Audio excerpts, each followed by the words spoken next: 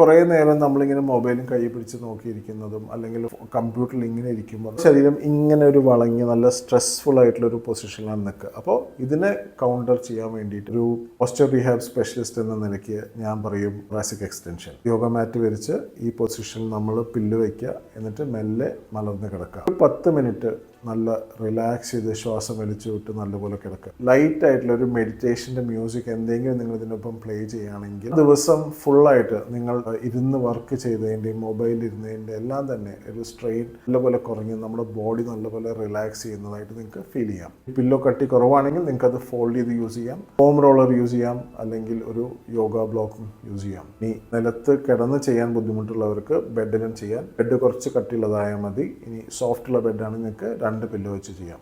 എല്ലാ ദിവസവും രാത്രി ഒന്നല്ലെങ്കിൽ ജോലി കഴിഞ്ഞ ഉടനെ അല്ലെങ്കിൽ രാത്രി കിടക്കുന്നതിൻ്റെ മുന്നേ ഈ സ്ട്രെച്ച് എല്ലാവരും ട്രൈ ചെയ്ത് നോക്കുക. എന്നിട്ട് ഞങ്ങൾക്ക് കമൻറ്റ് ചെയ്യുക. അതുപോലെ തന്നെ ഇത് മാക്സിമം എല്ലാവർക്കും ഷെയർ ചെയ്യാൻ നോക്കുക.